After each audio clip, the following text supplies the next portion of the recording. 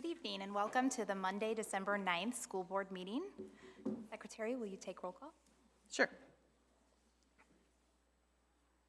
Director Connard. Present. Director Cooney. Present. DeBeat. Present.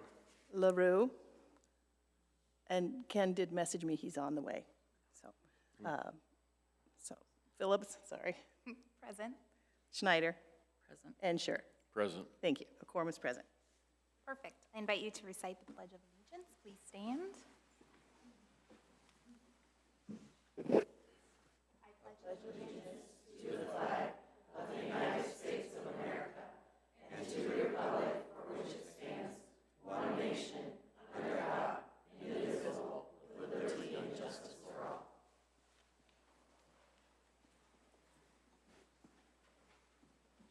All right, we will welcome the visitors and media representatives, and then we'll move into our student school board representative update.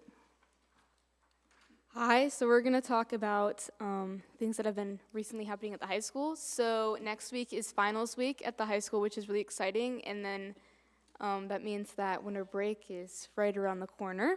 So semester 1 is almost over. Starting off with sports, the fall sports are concluded and winter sports are now starting. However, we want to take a second to recognize the football team one last time. The football season has come to an end. However, we want to recognize the senior football academic all-stars for this year. Nico Arcello with a 3.9 GPA, Jake Meyer with a 4.0 GPA, Bryce Riesenberg with a 4.15 GPA, and Alec Recker with a 4.25 GPA. Then starting with wrestling, girls wrestling started on November 19th and has had some great accomplishments. The girls wrestling team has quadrupled in size over the past 2 years, and we are expecting a lot of success from our team. The boys team has also started and will have more competitions in the following weeks. Girls basketball is up and running, literally, as they started games on December 3rd. There is a game tomorrow in the main gym at 6 p.m. The theme for the game is pink and purple in honor of Kahina. Boys basketball has also started. Their first tournament was Saturday, and they will play tomorrow in the main gym after the girls' game is over. Bowling has also started, and they've had a couple matches so far this year. And then Muscatine boys swimming is fundraising for their season with Crescent from the Tipton Bakery. The swim season is right around the corner, and practices have started for them as well. Lastly, Muskie Palms competed at state this weekend and came back to MHS with a first place trophy for their mixed category and 5th place in Palm. This was also MHS's first time ever competing at the state dance championship. Spring sports meetings have started, so for soccer and track and stuff like that, they've started meeting during Muskie time. All right, on to clubs and activities. Student Council is hosting Happiness this week, where the school has fun theme days and Student Council hands out fun treats during lunch. The Student Council can drive is going on right now. Students can bring cans to their 3rd period class, and the class with the most cans wins a breakfast pizza party. This ends on December 13th. Mr. Muscatine is a male beauty pageant that Student Council puts on. The contestants do funny acts to win votes from the audience and judges. This was on November 26th. There were 4 contestants: Xander Rudolph, Matthew Spees, Nate Hart, and Kai Gomez. Matthew Spees won the title of Mr. Muscatine. Key Club is very busy right now because it is the holiday season. They are writing holiday notes at their weekly meetings that go to senior citizens in their holiday gift package through the Meals on Wheels program. Next week, Santa Grams will be sold during lunchtime. They are a little note attached to a candy cane that students send to their friends.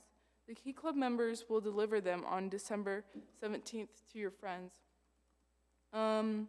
Volunteers will also be working at the Candy Cane Hunt and the Elves Workshop. These events are put on by the Parks and Rec for some family fun. Finally, Key Club will be ringing the Salvation Army bell at the Hy-Vee next to Walmart. FFA has had 2 fundraisers come to an end: their fall fruits sale and their broiler chickens that they raised. and sold. The forestry and wildlife classes are starting their taxidermy unit, and they're going to be taxidermying squirrels. The Muscatine FFA chapter is beginning to start preparing for their leadership development events, and will compete in these events at the sub-districts competition in February. And then the band is having their concert on December 14th. Tickets are $4 for an adult, $3 for student and senior citizen, or $10 per family, and under 5 are free. Choir is also having their holiday concert on December 16th, and tickets are the same price. So that is all. That was a lot. Are there any questions for them? All right, we'll move in to the Citizen Speaks portion of our agenda, where each individual will have 3 minutes at the podium. And per Iowa code, just a reminder that the board cannot respond. Do we have anyone?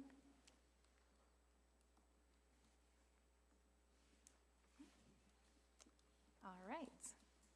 We do have a special recognition tonight. Tammy Drava is here with the Iowa Association of School Boards to present an award.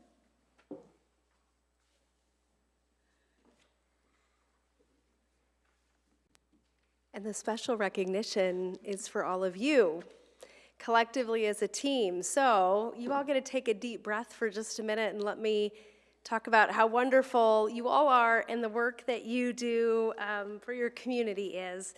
I'm going to read a really quick excerpt from the book called The Governance Core.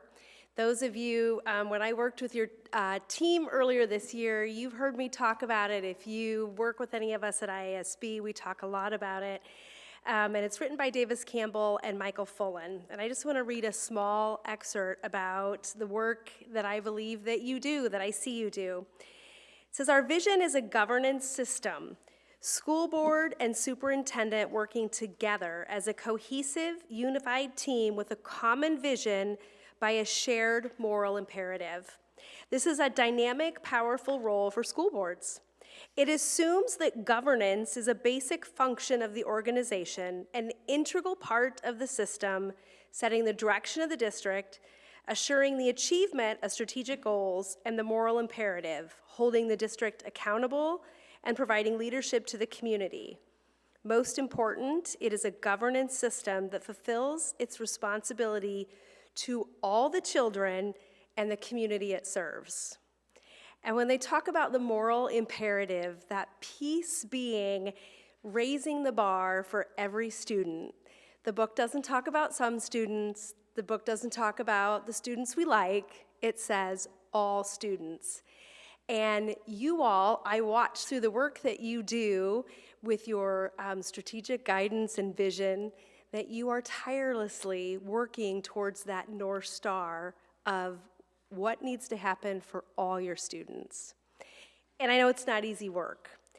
So tonight, I get to celebrate with you all a little bit. The Iowa Association of School Boards recognizes board members who spend a lot of extra time outside of what you do when you are here a couple of times a month, but learning, whether it's independently or together. And there are 3 key awards. So for board members who spend 15 hours or more of learning, so you are either attending live events, you are attending webinars, you are doing some learning on your own. Once you hit those 15 hours in a year's time frame, you earn an annual, we call it our annual board award. When the majority of a board, so for you all, 5 members or more, earns those 15 hours, your full board is recognized. And the third award is when your superintendent also invests in those professional development opportunities, same amount of hours, 15 hours, and has at least 2 board members, then your superintendent is also recognized.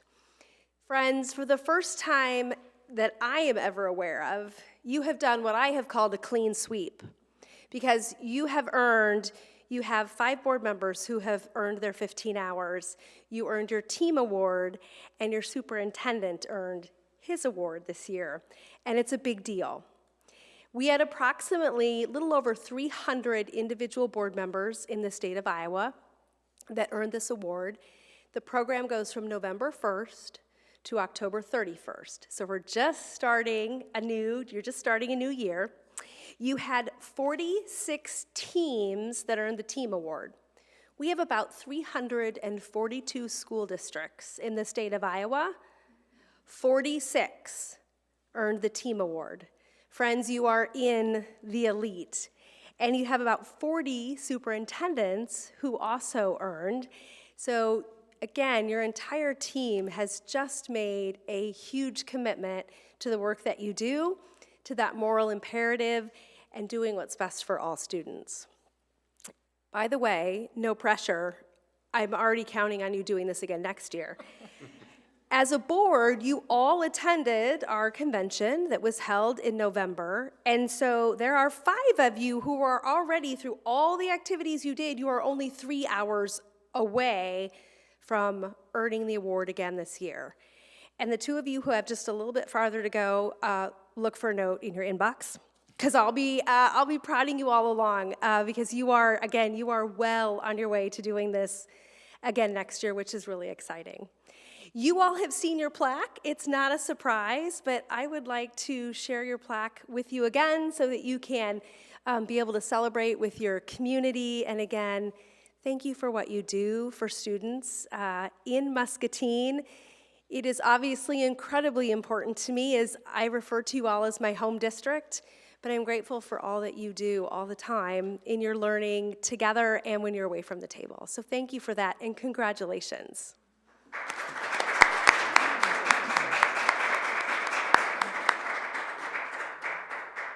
I think we're going to do a group picture with Tammy and the board. You guys need to come around front, if you don't mind.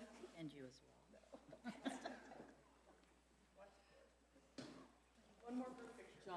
John might be a little slow. I will be. Yeah. We could all just gather around you. No.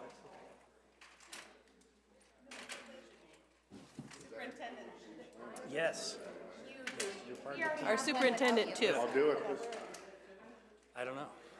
I'm just going to sit over here until I'm. Flint.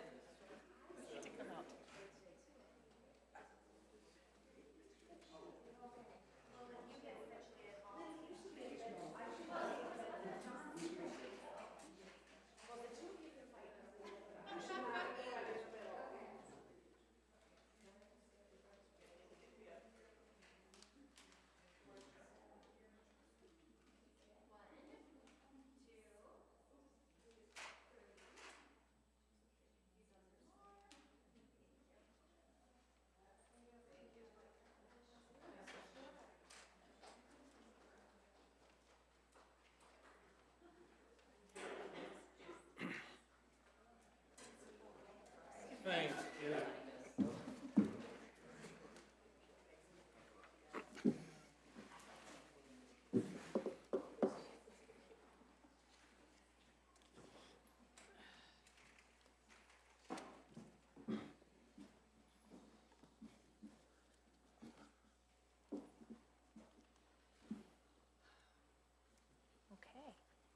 All right, we'll move into the next item, the board target and goals report. So A, students will graduate prepared for post-secondary options. B, Muscatine schools will utilize resources effectively and equitably.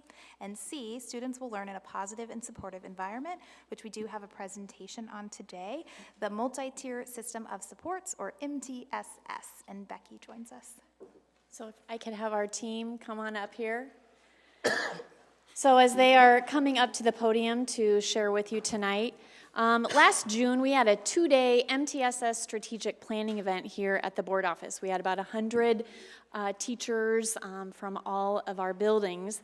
And at the end of the 2-day, it was unanimous that teachers said, hey, can we get back together again and check in with each other? So on November 19th, we held our first MTSS check-in. We had all buildings had their building leadership team, otherwise known as their BLT, here in this room. So the purpose of a check-in was we reviewed our MTSS framework. Each building shared out what they were doing that aligned with instruction and academic and professional development, and then next steps that their BLT were planning. And then we had some reflection for BLTs to reflect, and then we had an exit ticket. And then we shared some upcoming events for the remainder of the year. So as you know, our definition of MTSS per the state of Iowa is that every educational decision-making framework, it's based on evidence, practices, and instruction and over assessment that addresses the needs of all students, otherwise known as MTSS. We're calling it our MTSS placemat. As you can see, this is a tiered system of supports. All buildings have supports. All buildings have a BLT team. Tonight, we have members from each building that are also going to be sharing with you. So during this time, each building, prior to us meeting on the 19th, got together with their BLT and went over these things: the instruction and environment, PD, and next steps as a building leadership team. So tonight, every building is going to share with you what they shared out as a large group. So we've got Melk up first, and these are in no particular order, but Melk, so Noelia, come on up. Hello, sharing a little bit about our building. So our chronic absenteeism numbers are down 4% from October 2023 to this current school year. We are in active implementation of our conscious discipline curriculum, and each team has a plan that we are using to improve our daily practices. We are in year 3 of our preschool SDI. So all teachers have an individual action plan that we're using, and that's our specially designed instruction plans that we're going through this year. Some of our professional learning, as you've kind of heard a little bit. All of our staff is enrolled in letters, early childhood letters. Our certified staff we're in our 3rd year of specially designed instruction, and we're focusing on fidelity and implementation in each of our classrooms. And our certified and classified staff are also working on creating a school family, part of our conscious discipline curriculum. And so those are some of those things that we're working on each early out on our professional development days. And our next steps for our building leadership are creating a plan for teachers to visit other classrooms to continue to improve and to see some of those things that we've been talking about in our plans, and adapting a district-wide behavior protocol with an early childhood focus. So next we have Franklin. Okay, at Franklin, the I team and the E team, thank you, I'm short as you can imagine. Both teams are meeting consistently weekly to develop and plan PD around instruction and the environment. We are putting those actionable steps into place. We have been focusing a lot on the Tier 1 support to make sure that everybody is on that same page and teaching with fidelity. We have really emphasized teacher voice and choice and student voice and choice in the classroom. And we also have incorporated the positive office referrals that has been extremely successful with our students. The professional development that is going on is, as I stated before, the E-team is providing instruction around our Tier 1, Tier 2, and Tier 3 behavior expectations and interventions. Again, we're focusing heavily on that Tier 1. The instructional team is leading work around the core practices, and we have prioritized purposeful planning, student engagement, and differentiated instruction. We also have our CTTs up and running, and some more formal CTT meeting bi-weekly. And we are going to, for next steps, continue using our feedback from our staff members and data to guide and direct the work that we do for professional development. Real quick, I'm sorry. Yeah. Incorporate positive office referral. What? Okay, so positive office referrals is what a teacher can refer any student that they see positive impacting the environment. So at Franklin, we go by SHINE with respect yourself, respect others, or respect property. And so we have, my lanyard's over there, we have a little QR code that we can just scan and type in the student name, the teacher, and the comment. And so then it goes into a program, and weekly they get called down to the office and they get a little certificate and a prize and the recognition. Yep. It's not not always about correcting poor behavior, it's also recognizing good behavior too. It's very positive. And the students have loved it. Thank you. Evening. I'm here on behalf of Grant. Some of the things that we've been working on in environment and instructional practices, we have revamped our Tier 1 behavior MTSS expectations at Grant. It's been a very ongoing and meaningful conversation, and we have built a new matrix of expectations around those expectations. So now we go with responsible, respectful, and ready. And we are incorporating Leader in Me as well as Character Strong to support that. So that's been some really good work that we've been working on. We've also implemented bi-weekly behavior CTTs, or collaborative teams. We already had our academic instructional teams in place, so this year we also implemented behavioral CTTs.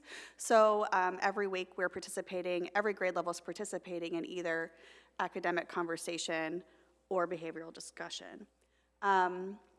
We are in the process of creating new posters of our desired Tier 1 behavior expectations to match our new system.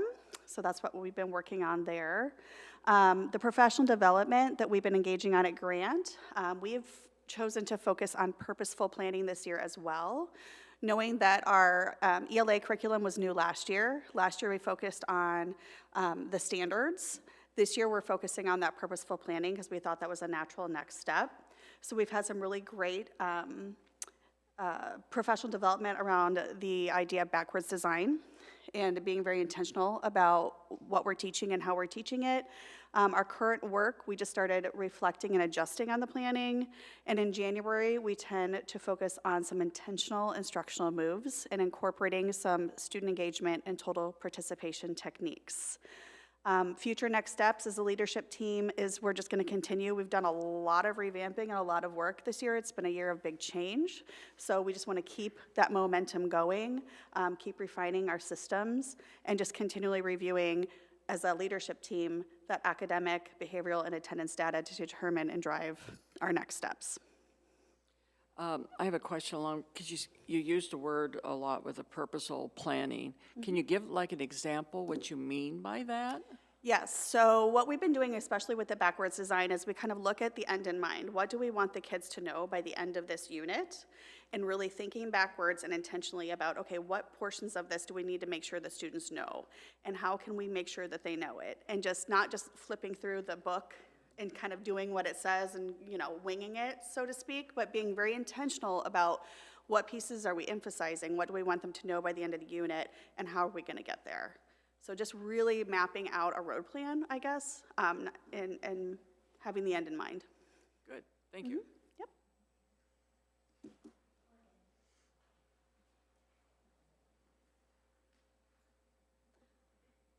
All right, I'm from Jefferson, and some of our celebrations around what we've been doing with our instructional team and our environment team is we did our Jefferson Pride Day right at the beginning of the school year, and that is where we went around the building to different places and talked about our expectations. And the Pride Day stands for promoting respect in a diverse environment. So that's just the expectations, like at the bathroom, at assemblies, in the hallway, in the classroom, in the library. And we started the year that way just so all of our students knew what our expectations were and all of our teachers were using the same language in all of those places. Our E-team had decided at a meeting this summer that we wanted all of our classrooms to have respect agreements or treatment agreements. And we went with respect agreements because we talk about the 3 respects: respect yourself, respect others, and respect property. And so what a treatment or respect agreement is within our classroom is it has 3 sections. It has student to student, what does that look like? Student to teacher, and then teacher to student. And the students help come up with what is in each section, and then it's pretty powerful, especially when we get to the part where it's teacher to student. How do they want their teacher to show them respect in the classroom? And then we all sign it together and we say, this is how we agree to treat each other. And so that was kind of the expectation at Jefferson, was that each classroom was going to have this, and that has really been positive. So it's helped with behavior quite a bit. Our attendance team reports that we only have 8.9% chronic absenteeism, which is down from last year. We are starting some social emotional CTT meetings. We have done academic, but now we're doing some social emotional. We've also been doing positive office referrals as well. We don't have the QR code, but I love that idea. We have just a little note. Our theme this year is around superheroes. It's a superhero themed note, and we just put that in Dr. Steele's box, and sometime throughout the week, she calls them down and talks with them about it, takes a picture with them, gives them some sort of prize, and then during Super Start, they're called up and kind of given a shout out. So it's celebrating when they're doing positive things.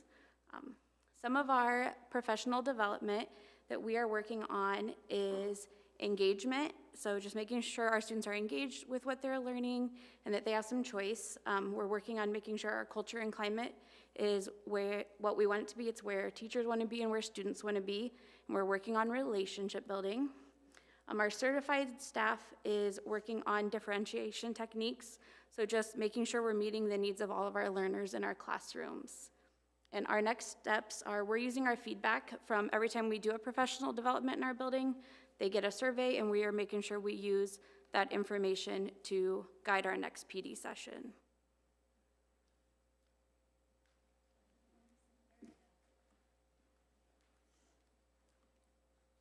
At Madison, we've been doing a lot of things. We are super excited about 100% of our staff being trained on Tier 1 PBIS. And we have been starting teacher rounds, and we have completed our first instructional walkthrough on every single certified staff member and shared that data with our instruction team. As for professional development, we are using Tier 2 training on January 20th, and we are working on differentiation, so they'll get to rotate and learn different ways they can differentiate. And then one of our bigger next steps is doing more teacher rounds within our building.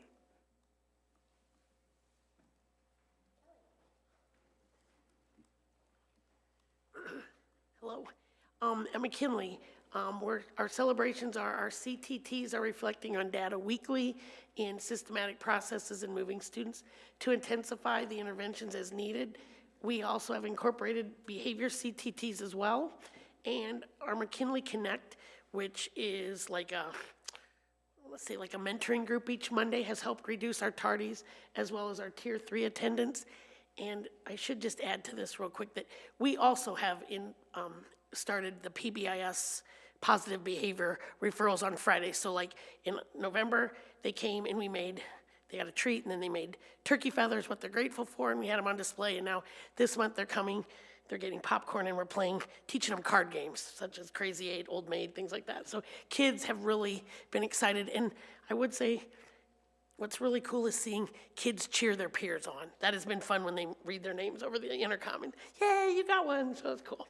Our professional development is, as a building, we're focusing on staff-led total participation techniques for student engagement. We utilize the strengths of our staff members in leading breakout sessions during professional development days. So some have been on morning meetings, some on engagement, some on cross-curricular planning, which has been really helpful because we've had a lot of new staff members, so that's been really, really helpful. And our next steps as a building leadership team we're reflecting on baseline engagement data to help support instruction and environment teams, because they're coming around and taking data every couple weeks, so that's been neat. And then reflect on our behavior data to support our environment team. Just real fast. Yep. Sorry. No, you're okay. What does it mean by the McKinley Connect? Okay, so on Mondays, we did K2.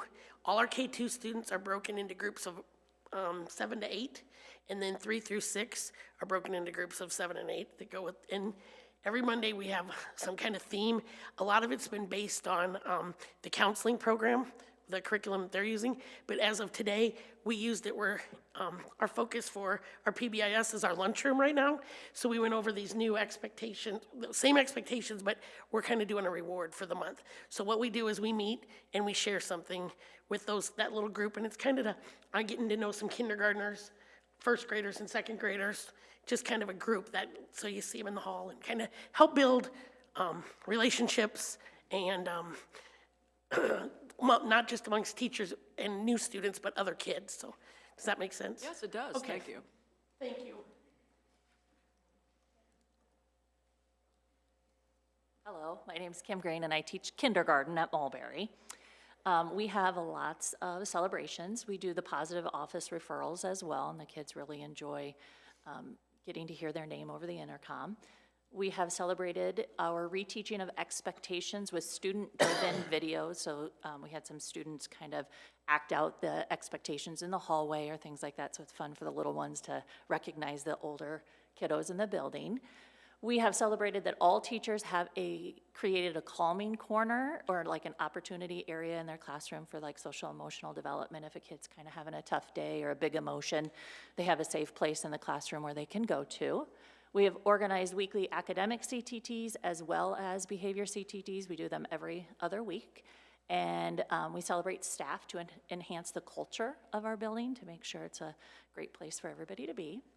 For professional development, we have had building-wide expectation trainings and reteaching, reinforcing the tiered interventions. We have posters up around the building and such as well. Our environment team has taken a focus on SEL interventions in the classes, incorporating or collaborating with our counselors and the Character Strong curriculum that they do. We have also done math best practices, PD reinforcing purposeful planning and differentiation. And our next steps are to reflect on data from the environment team and the instructional team and the building data to determine next steps and hopefully incorporate some goal setting for the kids as well. It's a little lengthy here, so so our environment goal is for all of our students to feel supported, safe, celebrated, and included. And then our instruction goal is for all students to receive high-quality Tier 1 instruction. So we kind of broke this down. Our main focus for environment is those celebration pieces. So you can kind of see all the different celebrations we're doing with students and staff. We're doing lunch recognitions, Muskie of the Month, staff celebrations, DLT interest groups where kids get to kind of choose an activity to go to on Friday during DLT. So we have like Legos and crafts and things like that. And then also all of our walkthroughs, which I believe it's more than 69 now. So those are some of our celebration things. And just a thing, the ghost hunting, we're not like searching for like true ghosts. So in case you guys think we're up to weird things there, it's paper ghosts around the building. And then our professional development is all built and led by our E team and our I team people, and all the PD is tied to those goals. So you can kind of see the PD that we've all taken part of so far this year, and obviously we're continuing those things. So some of our next steps from like a short-term standpoint is we're using the Q1 data dig results and our PD feedback to like continue working on those action plans. And then long-term, we're really looking at our subgroup of students and breaking our students down into smaller populations and really pinpointing what things we can do with them from an instruction and an environment and looking at those accountability results.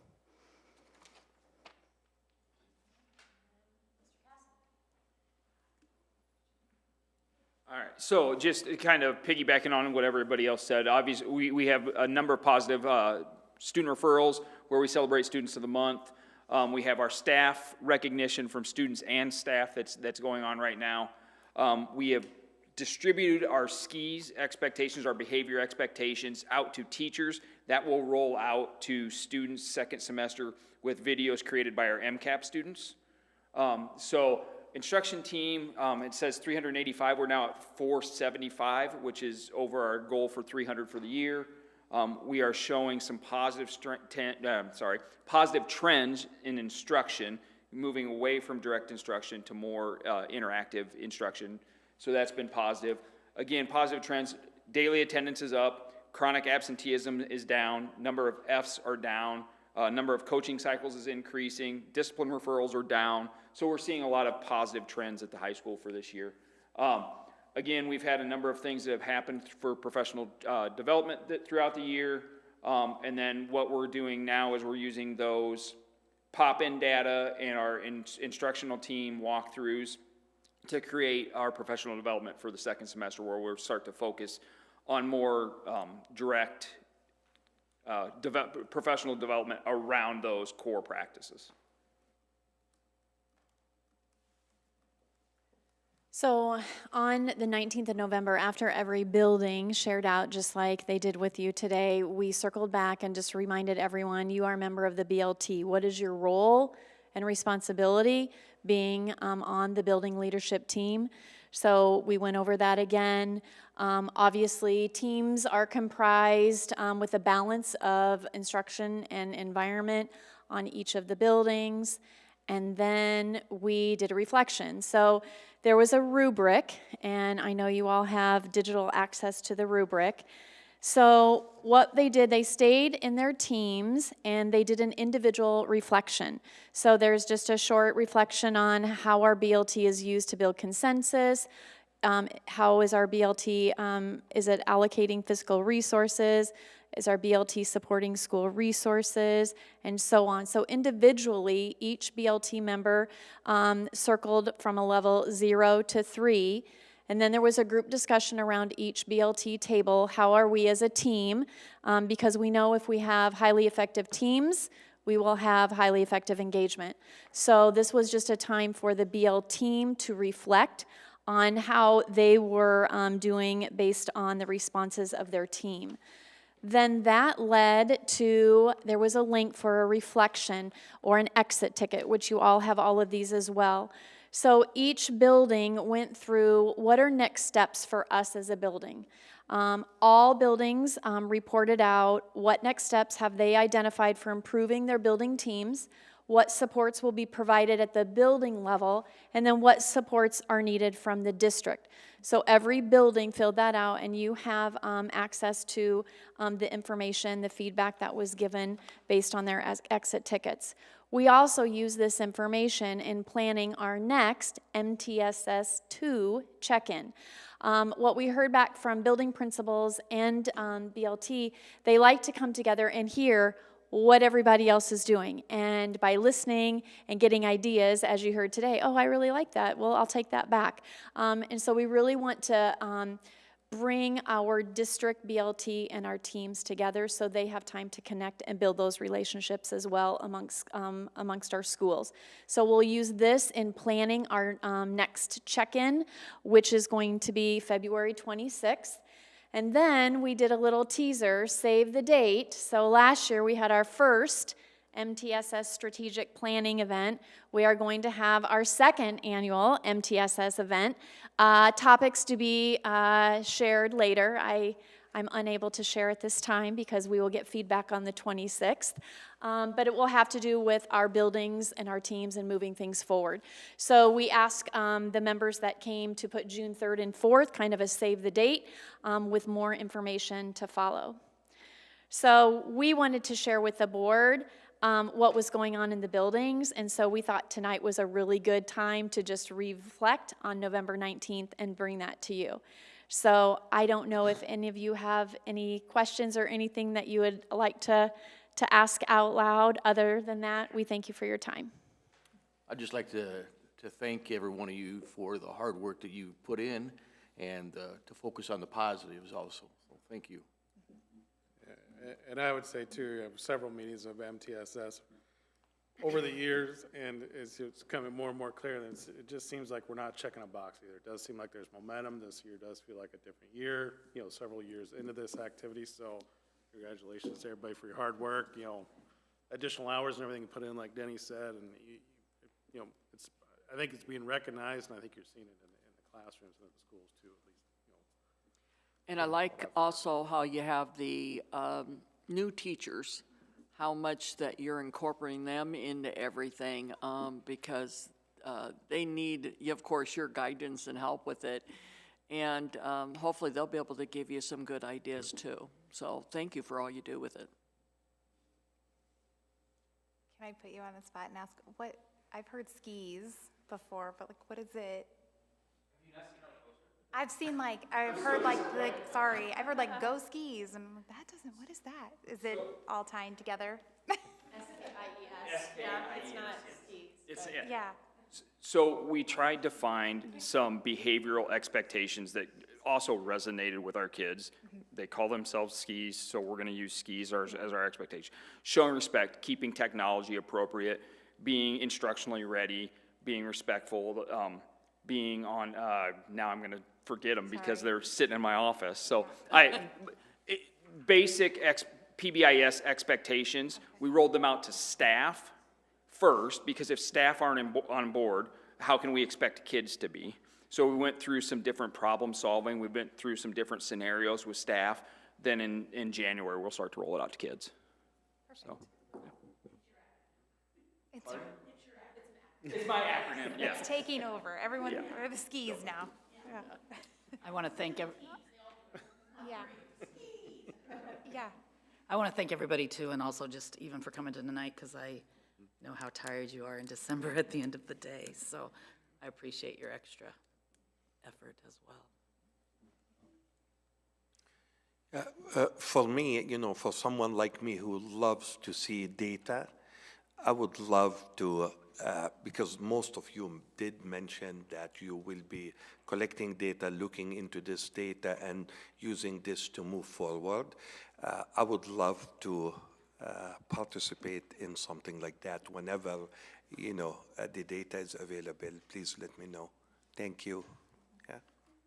Yes, I will just concur with everyone with the gratitude for you all coming, and then you can even just nod your head. But I think one of the things that we'd always ask as the building too is, like, are we uniform with our expectations and how we're addressing all tiers of students or their needs? And you guys are all using different acronyms, kind of, right? But the things you highlighted today are in little different spaces, but it still feels uniform. Would you agree with that as you get together? Right. Yes.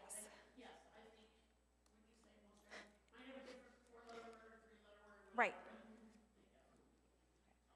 I'll recap. The expectation is the same. There we go. Perfect. I also want to thank all of you and our building staff, our administrators. Matt, as you said, this has been ongoing work, right? We've spent a lot of time on this, and there's a reason. As we think about our vision of all students excelling in thinking, learning, achieving, and caring, right? How do we do that for all kids? And we do that through MTSS. Whether it's behavior, whether it's academic, whether it's attendance, it's the barriers that they're struggling with, and it's systems and processes that get that work done at all levels, and ensuring that consistency, which requires time, professional development, supports, and so these ongoing conversations have been, I think, really positive, and also knowing we're going to keep doing this work, right? We're moving in the right direction. We're seeing some of those positive impacts. So, again, I appreciate your focus and support on this, and I appreciate all of your focus and support on this, because it is what's going to continue to move us forward towards really realizing that vision for our kids.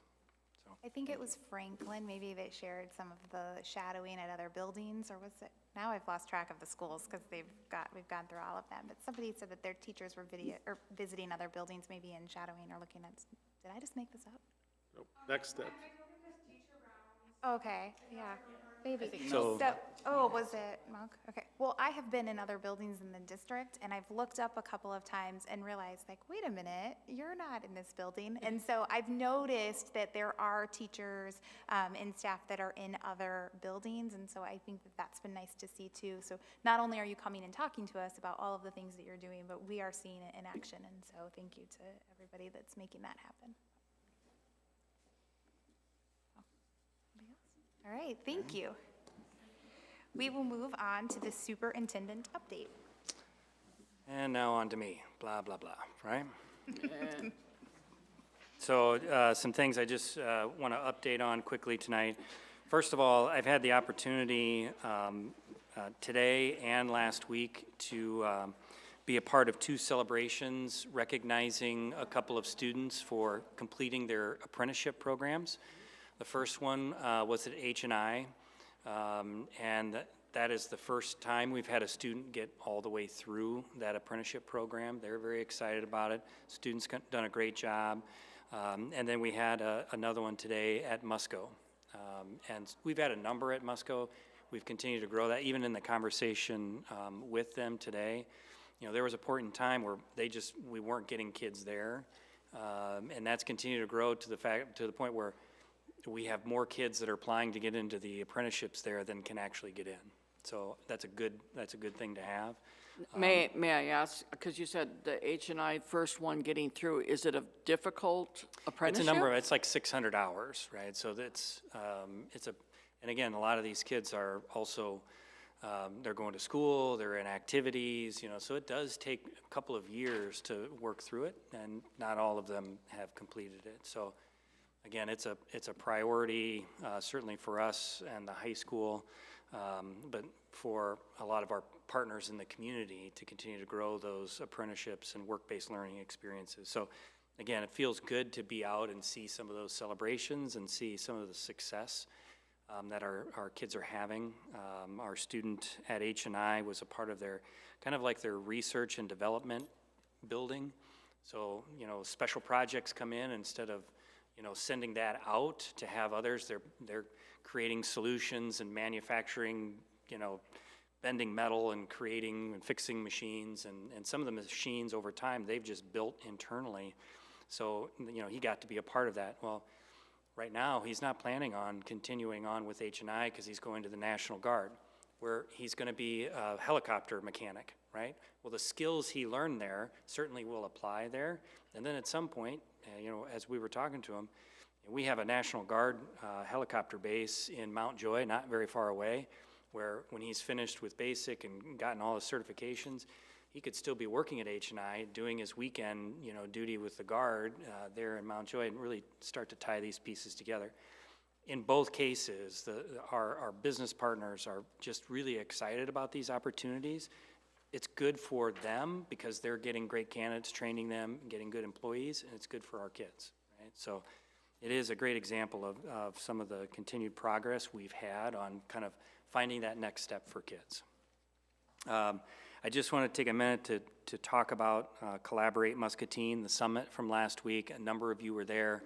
I think we had a great turnout. I think about 200 people were there. Feedback has been really positive. We'll continue to have some conversation around that, but really, as a community, coming together around housing and education and things that we can do to improve and continue to get better. So I thought it was really exciting. It was a good day, and I'm glad so many of you were there.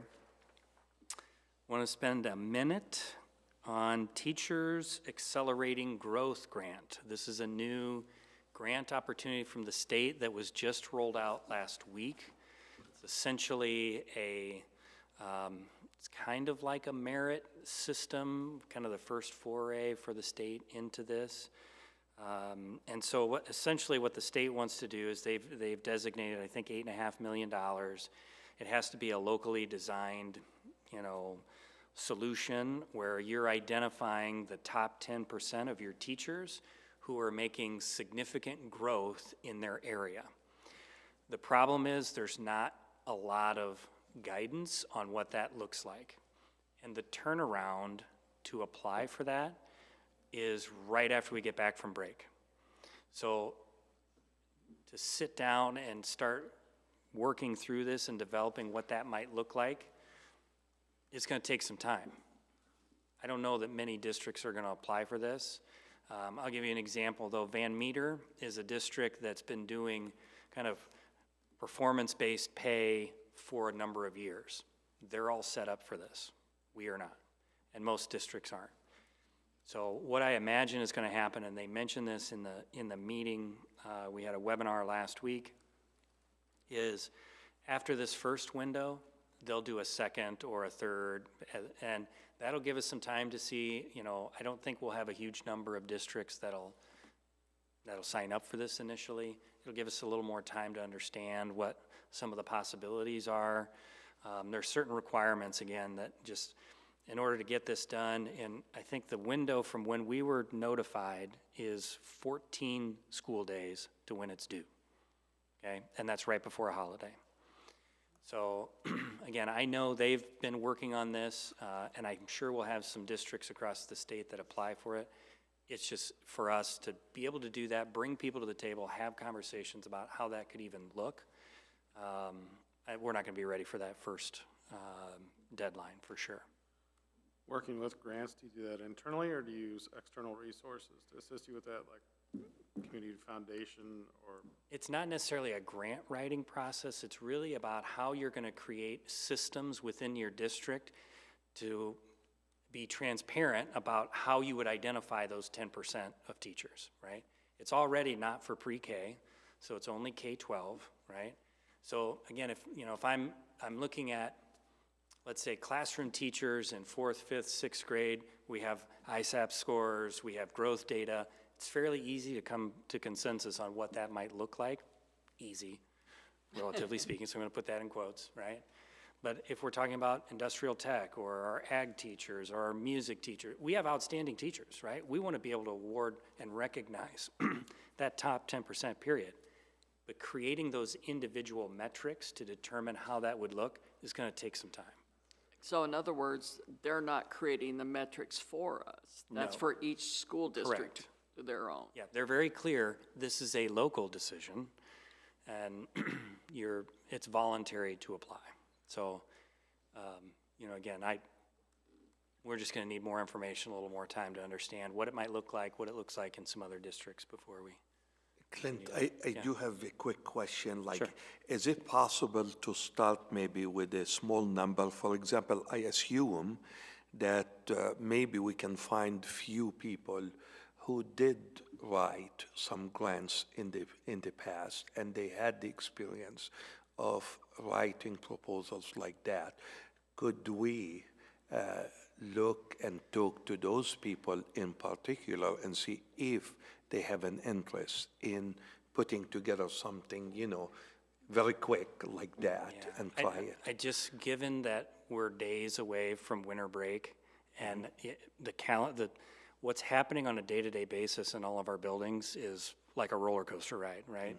I don't know that we'd have time to even pull that conversation together, let alone really dig into what some of those metrics could be like. So, again, right now, even talking to members of the association, I don't see us meeting that deadline, but keeping an eye on it, seeing what districts have applied, and even in the webinar, acknowledging that some districts were probably going to apply, and somebody asked, well, would they share so we can see? And they're like, well, we'll ask to see if they're okay with it. I don't know that they will. So I don't even know that we'll have tangible applications to look at for a while to really see, how they're managing some of that. So, okay, any other questions on that? Want you to know we are moving forward with our communications director position. Over the next couple of weeks, we'll be screening and doing some larger final interview process.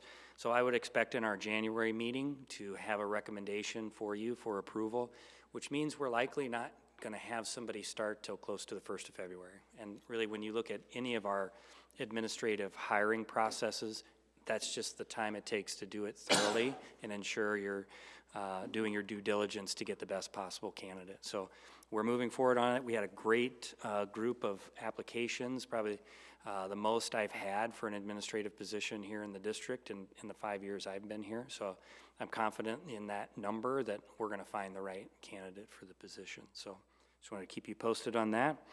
Also want to share that we had some exciting news last week that from the Department of Defense, we were notified that we have been approved for that junior ROTC program that we've been talking about and been kind of waiting on.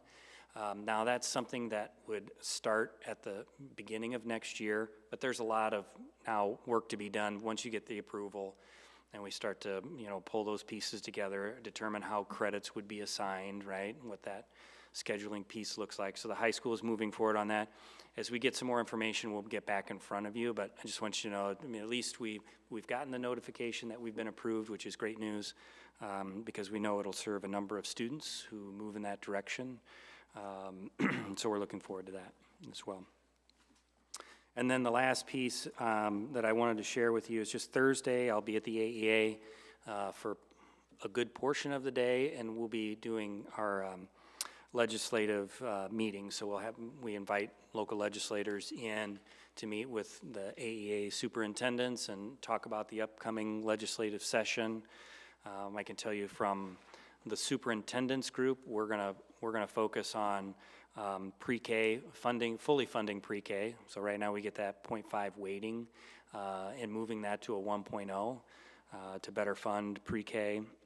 We're gonna talk about SSA, supplemental state aid, just because of how important that is for us to fund what we're going to continue to do across Iowa. And then the last piece we'll be asking is to leave us alone. Essentially, there's been a number of big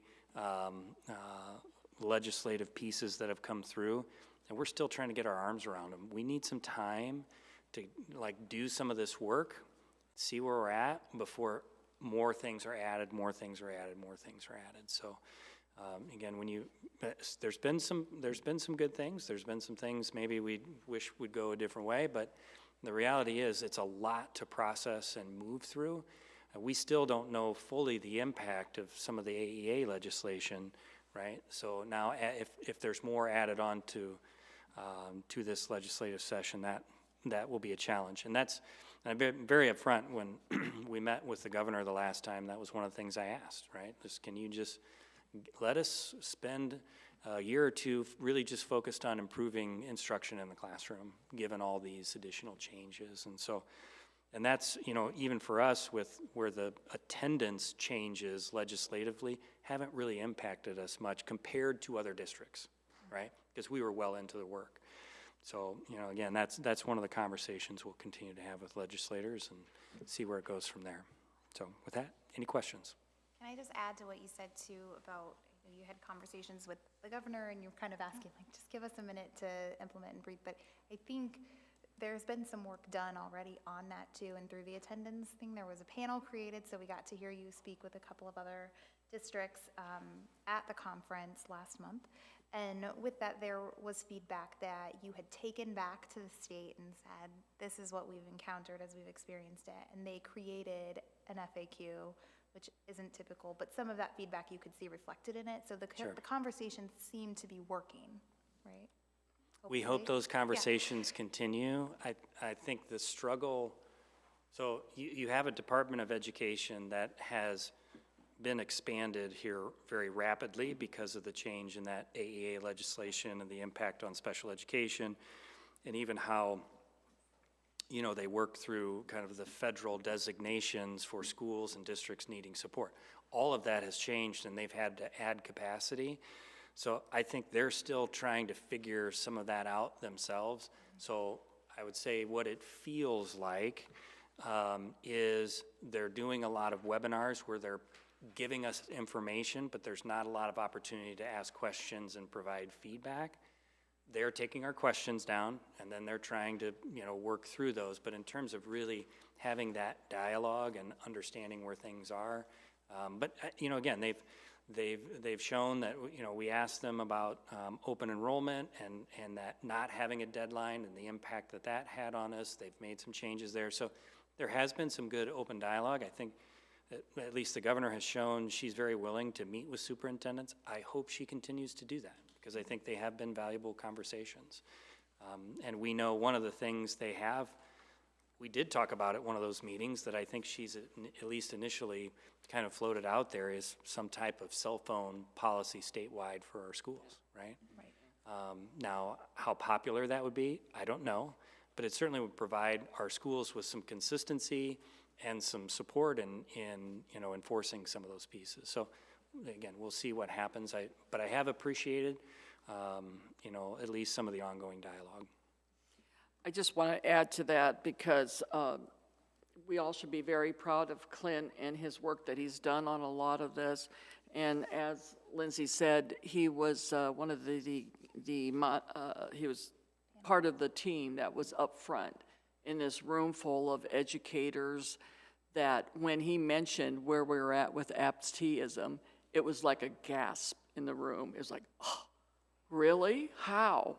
And so it was just amazing that they see that we're able to do what we've done to this degree already.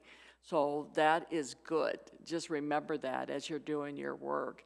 And then I'm sure that there'll be other school districts that's, if not already, will be getting a hold of Clint and our county attorney to see how we're able to accomplish what we have accomplished.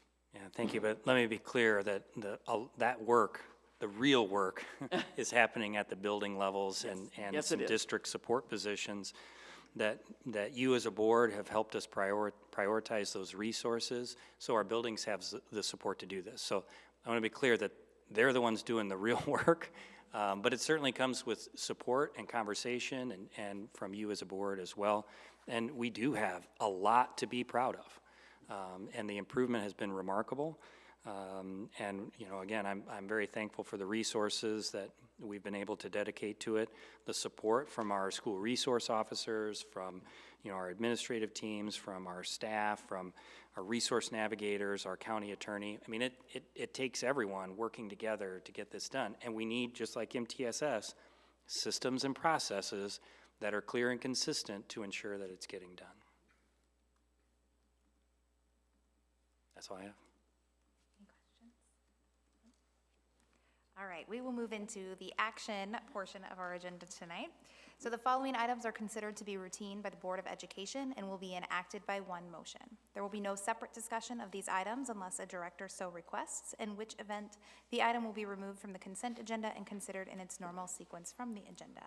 These items are minutes, bills and claims, employment recommendations, policies with none or minimal changes that are required by law, and then staff work rules, classified professional hourly handbooks.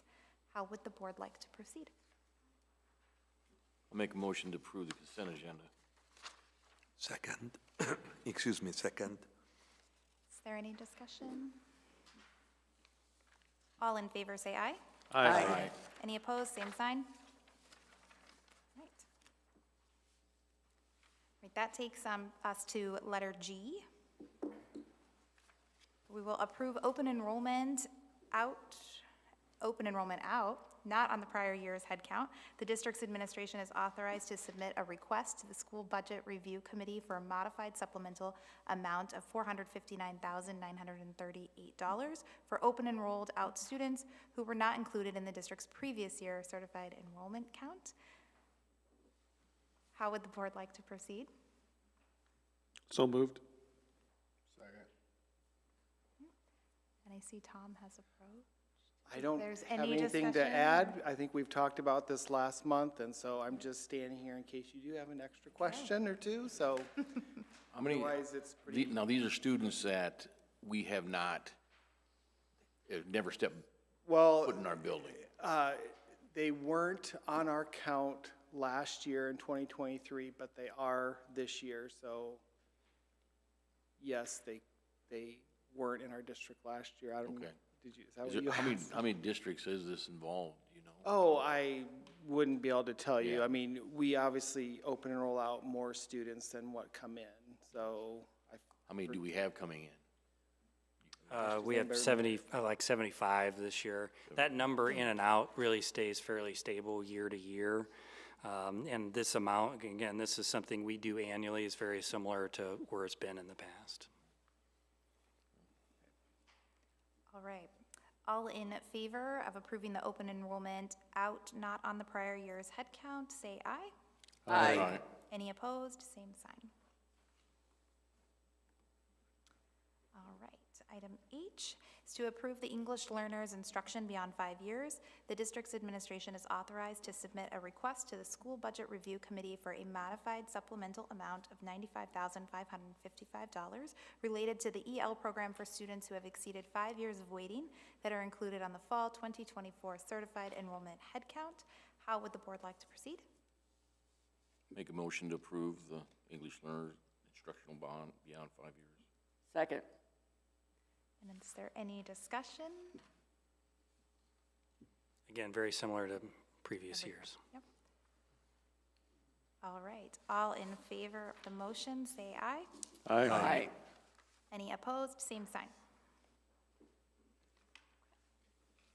All right. The next item is I, where we'll approve the fiscal year 25 early retirement package.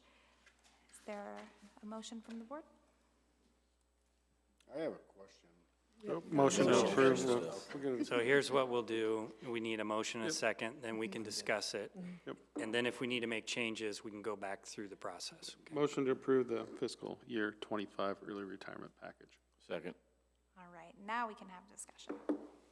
All right, so let me just talk through some things first. I know, again, you've had some outreach. I can tell you, this is a topic of conversation every year, whether we do it or whether we don't. And, first of all, I'll say that, what we have tried to do over the last 5 years is ensure that this is an incentive, not a benefit, meaning when it's a benefit, it's kind of guaranteed. We're going to do this amount, we're going to do this in many years, it's going to happen every year or every other year. And it's not, and we've tried to be really clear, year to year, we're gonna continue to look at this, or every other year, it's not gonna happen every year. And I know that was some tough conversations initially when we didn't do it for the first time. And so each year we kind of look at this. What I will say from the difference from our conversation in November is when we really looked at numbers, there are more people that are eligible for this than what we anticipated. So when you do a retirement incentive like this, the reason you do it is because you're going to see savings in the general fund, right? And you're going to pay that incentive out of the management fund. And really, as a school district, there's really two areas where, as a board, you have flexibility in those funding streams. And that's the management fund and your cash levy, right? Everything else is really formula-driven based on student enrollment, right? So how many students do we have? There's some amount that's applied to it, and it's just kind of automatically, right?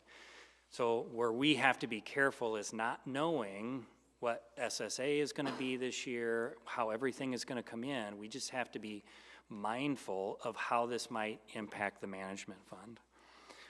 So some of the things that also come out of the management fund, a big one is our property casualty insurance. We know over the last year and prior years that those costs are going up because we've had so many storms in Iowa that have been very high dollar. Everyone's costs are going up. So it went up last year. We tried to manage that the best that we can. It may go up this year again. We just don't know. So we have to be mindful of the impact to the management fund. So what we have done in years past, again, it's been, whether it's 25 years, whether it's 30 years of continuous service, right? And that number, that total amount, which is a formula of your years of service, once you've hit a certain level, I think it's 33 years, you're kind of maxed out. And that max in the past has been 50,000. The recommendation that you have in front of you is 25,000, so that's less than what it has been in the past. And the reason for that is with the number of people, and again, the difference between 25 years of service and 30 years of service, for teachers, that's 4 individuals. So there's not a whole lot of difference between 25 and 30 years. Is what we anticipate the impact to the management fund being 15 cents. Now, that's 15 cents per thousand, right? So maybe that doesn't sound like a lot, but it could, depending on what happens, because we also may be on budget guarantee depending on what SSA, and so that could be in addition to that. It's, again, just some unknowns there. If we kept it at the $50,000 level, right, that doubles and it's 30 cents per thousand, okay? So trying to manage that, the recommendation is 25 years of continuous service, and the maximum incentive would be 25,000. Now, again, what we talked about last time is we can do a lot of different things, and you as a board ultimately have that decision. So if we can change from 25 years to 30 years of service, 35 years of service, whatever, and we know the higher the years of service you go, we'll have fewer people, right? Smaller impact on the management fund. Again, what we're trying to do is provide an incentive. And it doesn't mean that everyone's going to take it. But we also have to think about it in terms of if everyone does, can we afford it? Okay? So we do have to be a little conservative with that. So if you did, if you moved it to 30 years of service and kept it at 25,000, it would move that 15 cents to 9 cents. So it drops it again. If you did 30 years and moved it to back to that $50,000 level, it's 17 cents. Okay, so you could do 30,000, right? Again, those are the options. What we did was recommended something, and I'll tell you on my behalf, it's more on the conservative side, just because I don't know what legislatively they'll do, how that, with our declining enrollment, how that'll impact, you know, whether we're on budget guarantee, and then how it ultimately impacts our tax rate, which, again, we're not necessarily in a position to decide. So the question might be, well, why don't you delay it till you know? Because by the time we would know, we would have already had to offer it, because we have to give employees a certain amount of days to change their mind. Well, that would push them into next year, which we don't have time to do. So it does kind of put us in a position where, you know, we need to make some decisions based on some limited information and do the best we can. I think you said something important there. It's an incentive. This is not a benefit, it's not a guarantee. Was it 2 years ago we didn't even offer it? Last year we did not offer it. Last year we didn't offer it. 3 years ago we did not offer it. Right, so this is, yeah, an incentive that, and especially at a time where, you know, teacher retention is important, getting new teachers on board is important. So even offering this is, you know, again, yeah, something, you know, it's an incentive. So I appreciate everything you guys have looked at. In my opinion, I think the 25 years and the 25,000 is fine for this year. So Clint, can you, I didn't really hear what, at the 30 years at 50,000, that would be, put it to 17 cents? 17 cents, yep. I have a couple of questions here. My first question is, those who are, let's say, taking that early retirement, assuming we go with that 25,000, how much it costs to buy their own insurance per year? Do we have a number? I don't think we can determine that, because, you know, if they stay on with the district, yes, but if they go to a spouse's, if they go to a different plan, they have all the options to choose. No, So I think I'm talking about the district, if they So- stay with the district. Yeah, so right now, the full cost of single, the $500 plan was $850 some dollars per month. Mm-hmm. And then the high deductible health plan was maybe around $600 some dollars per month. So that's how much a retiree, if they chose to stay on our insurance, they To would stay, be yeah. responsible for paying the district the health insurance, whether they take single plus one, or family. They have that option. Yeah, and the reason why I'm asking that, assuming they're staying for, let's say, and buying that insurance for another 5 years, the way I look at it, the $25,000 will not be enough to cover, you know, those 5 years.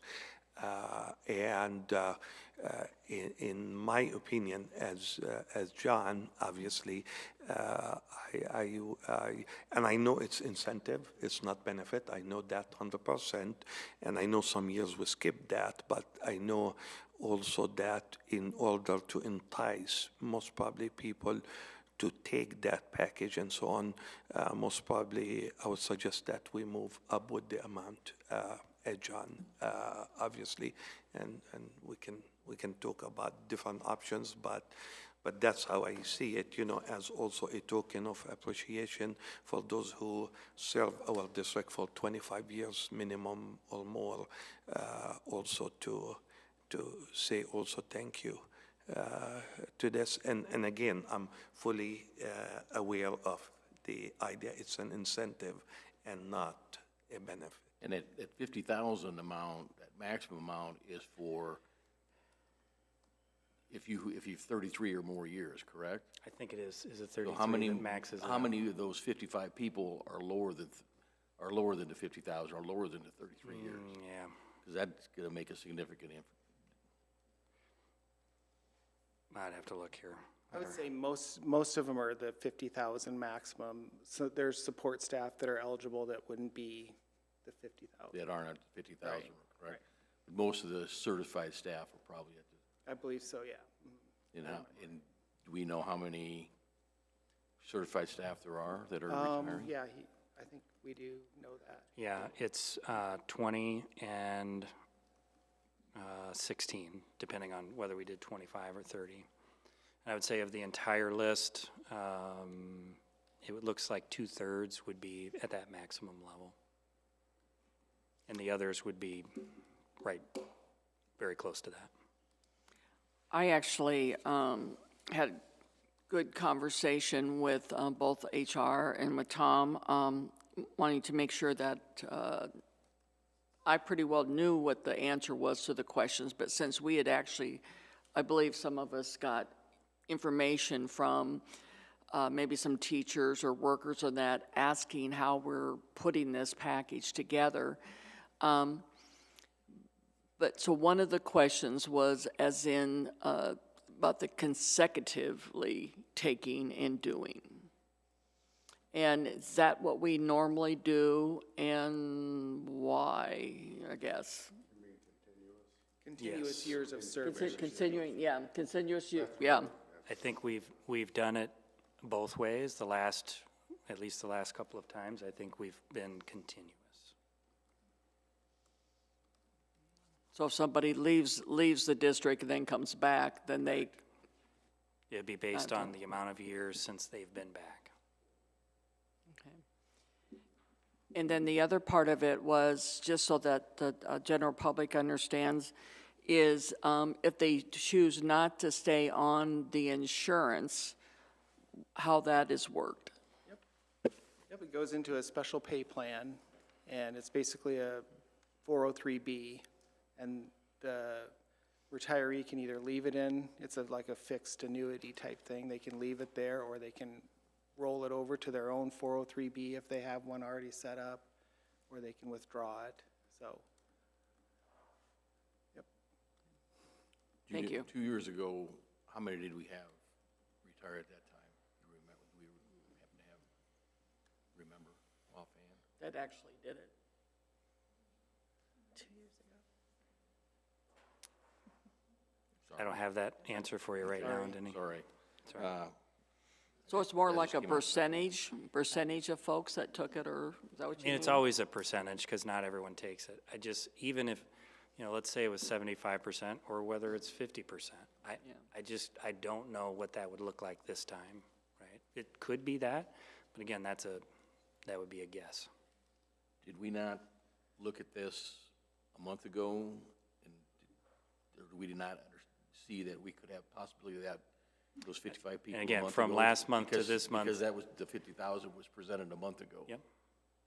But it was presented as, we have the ability to do 25 years, 30 years. Right. And that, again, nothing was guaranteed, and we'd bring a proposal for you guys to Right, I understand respond that to. nothing was So, guaranteed, but I get, people that see the board meeting or see the minutes, Yep. They kind of get that. And they know what we've done in the past too, then that, it's been at that $50,000 level. Right. Yeah, for sure. So if we were to move it to, say, 30 or 35,000, is there, I'm not a math whiz by any means, but is there a quick way to figure how many cents per thousand that would be? So if you went with 30,000 at 25 years of service, it would be about 20 cents, would be an estimate. And remember, that's everything else being equal, we're just talking about just the amount you would have to levy for year one, so the 25-26 school year. And so there's other pieces of our levy that obviously we don't know. We don't know property tax values yet, so. Enrollment? Yeah, enrollment's gone down again, so yes. But we just said we don't get this money as management funds, not contingent upon enrollment, correct? That is correct. The management fund is not. Right. But the So this other fund is pieces coming of the out. levy, the general fund levy is, Right. has to do with the enrollment times whatever we get per pupil. And then other things mixed in there, such as the cash reserve levy that Clint was talking about. My other question also, just to understand, I mean, regardless of the amount, do we give that amount in lump sum, or do we spread that over? So it is paid quarterly to the retirees, starting in January, or July, excuse me. So like if it's 5 years, so you 5 spread that years over 5 years? Yes, 60. Okay. Yep, yep. So you said, I must have misunderstood, 17 cents per thousand was what? 17 cents was if if they had 30 years of service as the minimum that we would accept, and 50,000 as the maximum benefit, was 17 cents. It was 15 cents if we did 25 and 25. Sorry, I know I've thrown a lot of numbers out at you. And also, let me be clear, when I look at this list of possible staff members around here, there's some outstanding staff members, which I'm not sure I want to let go, right? Now, it's not fair for me to say That's a whether they get, consensus to do that or not, but I'm just saying, I know that there's individuals on the other end of this decision, and it's hard, right? And again, trying to do what we can to provide this incentive, and also really think about, what some of the outcomes, again, but we have flexibility in how we do that. There's different ways to get, to a number that is workable. So with your little magic numbers there, if we did 30 and 30, what would it be per thousand? 30 and 30 would be less than 20. I don't know. I'd have to take a look at that one. I know it would be somewhere between the 20 and probably the 15. Kind of like you said, we those staff members, there's some outstanding ones in there that have been loyal district employees for 33, 35, 25 years, whatever. And I know this doesn't have any bearing on that, but most likely those staff members are turning back over their sick leave that have saved the district money throughout their careers.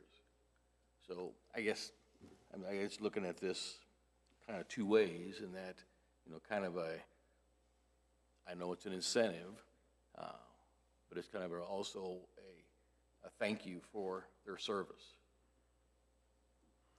I don't disagree with you, Denny, but I also know there were people who retired last year that we didn't offer it, and they also had the same level of outstanding service and sick leave. So it does, it starts to ask the question, like, how, we don't do it every year.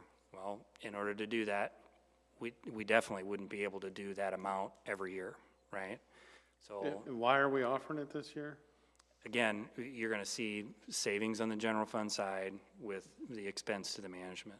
Were we going to try to replace every teacher that retires, or we? And again, a lot of that will determine as we get into the second half of the year and we start looking at staffing levels. There's going to be some non-certified staff positions we probably won't replace for sure. There will be teaching positions we won't replace, but I just can't tell you exactly who that would be and if any of them are part of that list. Now, needless to say, when we say that they have to be at least 55, so none of them are going to be up to getting Medicare age, so that they will be in their own world figuring out what to do until they get there. And so also. There are some staff members, though, that are over 55, so that'll be eligible. Sure, Yeah, sure, okay. sure. But what I'm getting at then is, if somebody starts out with taking and doing it because they still want the insurance, but say they get another job somewhere, can that then be switched over to the annuity, or how does that work? It would still go, if they choose the HRA, it stays in the HRA. And if they go off of our health insurance, they're still going to get a contribution to the HRA, but you can use that for other things, for out-of-pocket medical expenses and such. True. And back to the reason why I asked that question, if they get the money in lump sum or installment, and the answer in installment, that we know that means we don't need to have all the money like in advance. Right. So this can give us some sort of an idea about maybe what to do in the future, whether to offer deals or not in the future. But I do agree with what also Denny said, because, you know, we heard from different people. I mean, they contacted us. I mean, let's face it, and some people are started to plan based on the information that somehow they received last month from us. And based on the discussion, yes, it wasn't a decision, no action, and so on. But, yeah, you know, the way I see it as, if we don't want the money all in lump sum, I think this maybe will change what we want to do in the future, but I will love to see one keeping it as 25, because that's the discussion when we talk about it. But I would like to see also the dollar amount to go up to, as I'm 1 out of 7, but that's how I see it as. Is it accurate to say that we're going to attempt to do this every other year? I mean, I know that's been brought up. Here's what I would say. I know there's no guarantee, I understand. Right. I would be cautious of saying we're Which I going to think is do it what's every gotten us other in trouble year. in the past. Because something could come up and, you know, maybe the state does something with funding. You know, I do know at some point that the way our revenues in the state are going down and expenses are going up across the state, right? That's going to come to a crossroad, right? And they're going to say, look at these last X number of years, look how much we've given education, and they're going to cut it back. I don't know and is that next year, it's a year after, I don't know. But it's going to happen, right? We know that's going to happen. So I would just be careful saying it's every other year. And I understand that. I'm just saying that, I think what we can say is, if we do it this year, we're not doing it next year. and this doesn't necessarily set a precedent. I mean, this is kind of all the overhead insurance, those kind of things are unique to right now. Our economy is unique right now. The teacher supply is unique right now. I mean, this is not to say that this couldn't go up in the future as well as disappear or go down. Right. I mean, I think that's important too, that we're not on a trend to just get rid of it, but that may be what the result is, depending on life, I guess. I mean, do we know where we are for the future use, or do we know where we are as far as staff longevity? I know we've had quite turnover with second, third year teachers moving back home or whatever, so we've had to start over with new teachers. Do we have an idea of how many teachers we have that would be eligible next year or the next year or whatever like that? Well, again, it depends on who takes it this year. You know, again, seeing our numbers that are at 25, right? There's still a significant number there, and there's a chunk from 20 to 25 that'll continue to move up. Right. I guess that's what I don't know, is how many we have at that 25-year level or that 20-year level, because we've had such a great turnover with our younger staff, you know, and so the people in the middle are kind of the ones that I guess our staff was on the high end, and then we also had the low end, but we had nothing in the middle for a while. Not nothing, but we've had a lesser amount. So at some point, we're not going to have as many teachers that will retire. Right, that number is going to fluctuate. Again, depends on how long they wait, when they take it, you know, when they move into retirement. So I don't necessarily have a number of here's what's coming up the pipe, but we'll know who does, you know, if they don't take it this year, what that number will do. So yeah.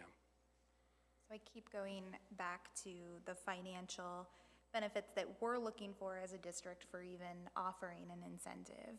And that's kind of where my mind lies. And I know there are so many outlying factors, and I hear it from the loyalty to, you know, offering this incentive kind of as a thank you for that as well. But I also just point out, I brought this today too, because that management fund is 100% funded by property taxes. So while our role as a board, and I think one of our largest roles, is to oversee that financial health of our district, it's also to what we're asking of our community. And so I want to be careful and probably more conservative as well to not get ourselves into a position that we're all of a sudden having public hearings or we're asking the community to support us in grander ways. We had to do a little bit of that already this year, and we know that it's not always well received. And so just being mindful of that, it makes me a little nervous to go higher when we don't know what's going to happen. And I get that that doesn't feel fair, so I keep going back and forth with that too. You know, 2 years ago it was 50,000. Last year it was nothing. This year proposed 25,000 currently in front of us.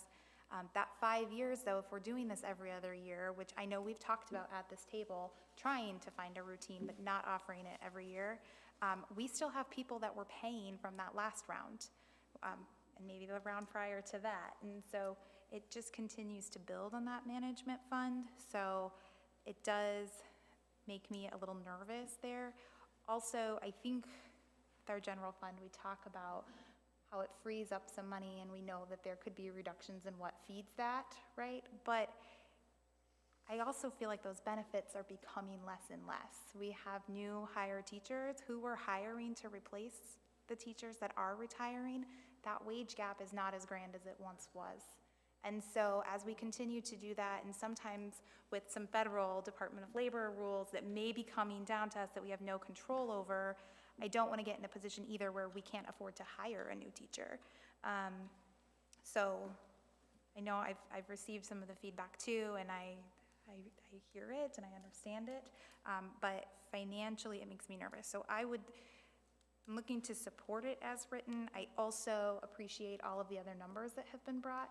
I think that it leaves us some flexibility. I think you said 30 and 50 went to about 17 cents. Correct. That feels comfortable to me, 15 to 17. I think, you know, you think about the two pieces of the age, years of experience, and then whatever that amount, that total amount is, right? That's what you have to kind of work with. So from your perspectives, as you're thinking of it, are you prioritizing offering it to more staff members or offering a higher incentive? Okay. So if the incentive amount is your priority, then we probably need to raise that age of qualification, right? If you want to offer it to as many people as possible, you need to lower that incentive, and that gives you flexibility in years of service. So it's got to be one or the other, and so you've seen some different options there, and I think that's really where it comes to the decision. You know, is there any kind of a compromise here, you know, because you go from 50,000 to 25,000, $25,000 less. You know, can we meet in the middle someplace? Yeah. You know, I mean, that's what I'm saying. All of that that's what ultimately you have to decide, right?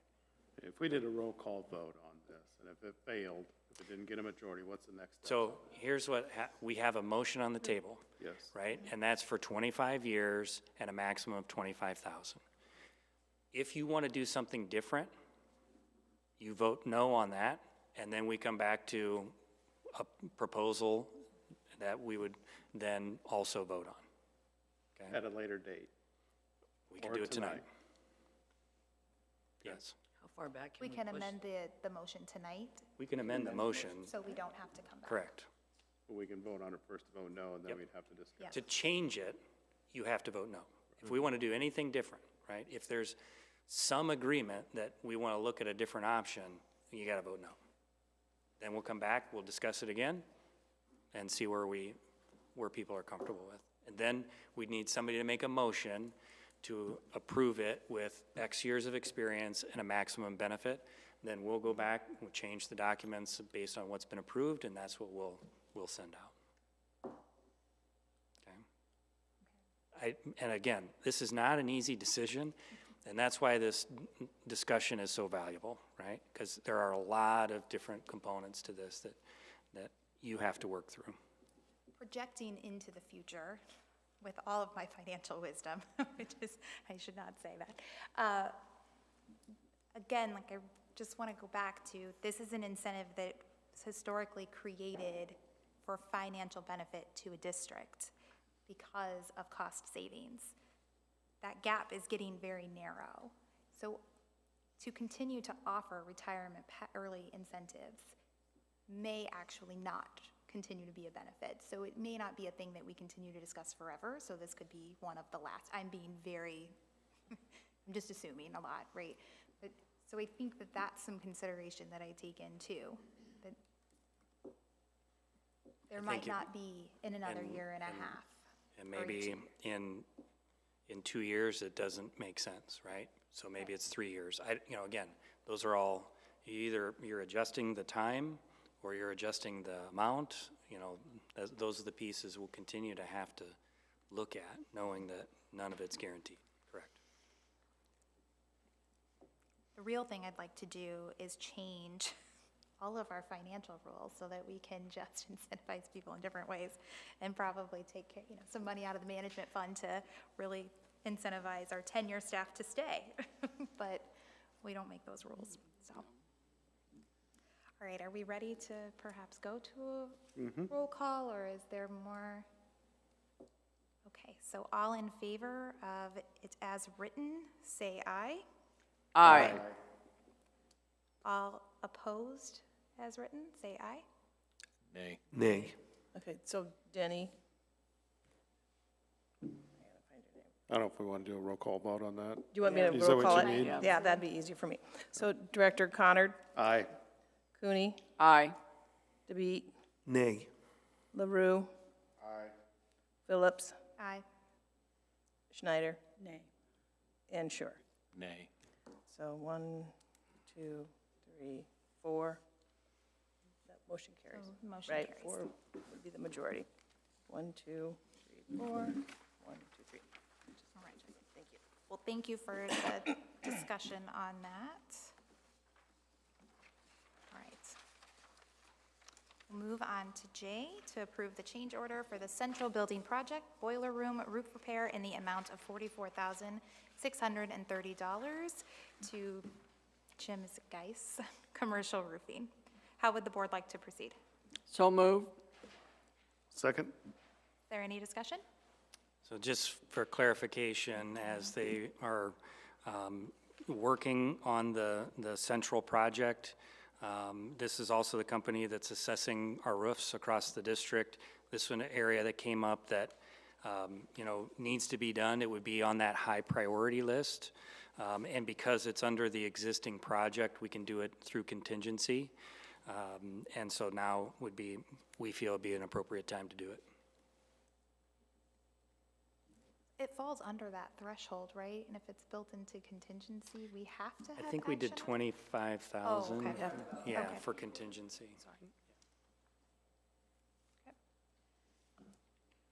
Questions? All right, all in favor, say aye. Aye. Any opposed, same sign?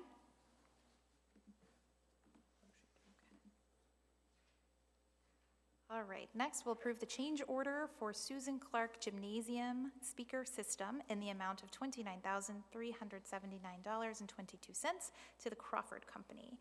What are the wishes of the board? Make the motion to approve the change order. Second. All right, is there any discussion, question? What, was this in addition, do we have a sound system in the No, initial bid? so for that. We did not have a sound system Yeah, at there all. was no sound system in there, so this just includes it in the project, so the gym has a Right. sound system. Okay. All right, all in favor, say aye. Aye. Any opposed, same sign? All right. So moving into the discussion section of the agenda, Tom is ready with the November financials. Sure. Okay, so November cash balances are presented here tonight, and the treasurer's report for November 30th, and the comparison to the same period last year. Please reach out to me if you have any questions about those reports. On the last page, I did include a preliminary FY25 UAB, unspent authorized budget report. And this is based on our line item budget, and should, we spend everything that is budgeted, the projection is that we would go down by probably around 2.7%, so not a huge change, but, we'll see what happens by the end of the year, so. Okay, so I do have a hard copy of the annual comprehensive financial report. If you would like to take one with you, that would be fine. It was included in your board book also.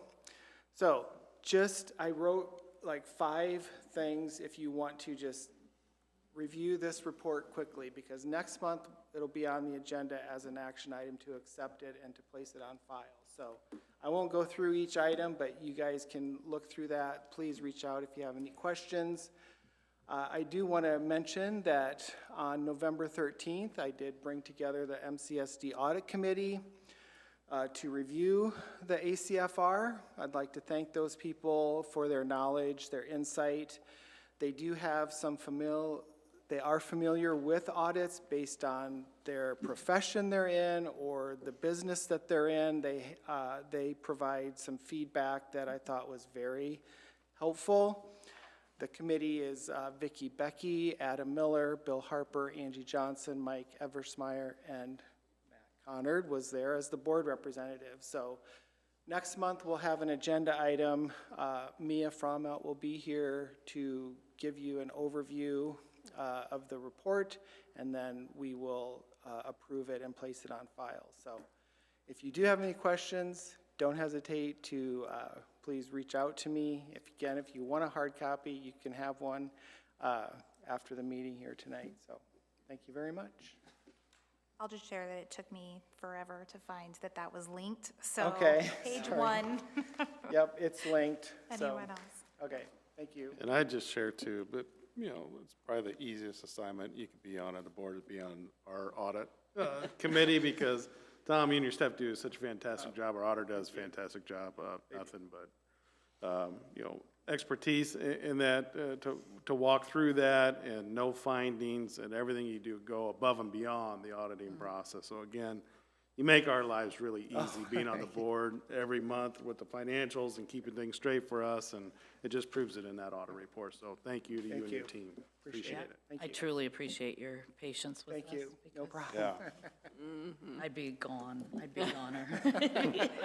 And we always love to get this too, the little outline of all that. Yeah, I would like to see this put in, like, some way the community could see this. I think that would be a big benefit. Yep. I don't know where, but. I can put it on the website. Yeah. That'd be great. Great idea. All right, we have the administration regulations to review, 401.13, the compensation deduction, the administrative regulations. If there's any discussion surrounding that. A very small change on there noted, but. All right, we'll move into announcements and upcoming meetings and events. December 17th, we have our joint council meeting here at the Administration Center at 6 o'clock with the City Council, County, and School District. December 20th is a 2-hour early dismissal. December 23rd through January 3rd, winter break. January 6th, school resumes. January 7th, we'll have the Riverbend Mobile Food Pantry here. January 13th, community conversations will precede the board meeting at 6:15. Well, conversations at 5:30, board meeting at 6:15. There are 9 days, 8.5 days left until Christmas break. Yeah, it's, Okay. yeah. Are there any other announcements? 8. I Good luck to do. everybody at finals. Yeah. Good luck with finals. Yeah. I was pleased to be able to tell you that I was asked to be on the Housing Council, that after we had our meeting at the Merrill, then that 4 o'clock that day, then I was at my first meeting with all the folks from there. And I want you all to know that we have a great bunch of professionals out there that are really looking at our housing needs. We, of course, with Clint, working with the educational part of it to group that together. But I just want you to know that we're looking at become investment ready, develop local funding to support housing programs, and leveraging existing infrastructure. So in the next few months and to this year, you'll be hearing more information about how we can leverage a lot of this to continue some growth in Muscatine, because having that housing is going to be important, because then that allows our teachers to live in town, you know, as well as other folks to be able to make sure we have plenty of kids that will be in our school system. So it works for everybody. So thank you. I'll add that freezing for food is happening right now too. If we're talking about housing and food insecurity, if you stop out at one of the local grocers, you can purchase a bag. They'll put it right in the trailer for you, and it benefits local food pantries. So, any other announcements? Well, as you all know, I was late. Was it mentioned that our Palm Squad got first place? Yes. Yes. Was that mentioned? Yeah. Okay. Yes. Yeah. And you don't We should. hear those things when you're not on time. An extra congratulations, that works. For sure. All right, I will take a motion to adjourn. So moved. And a second? Second. All right, all in favor? Aye. Any opposed? Thank you.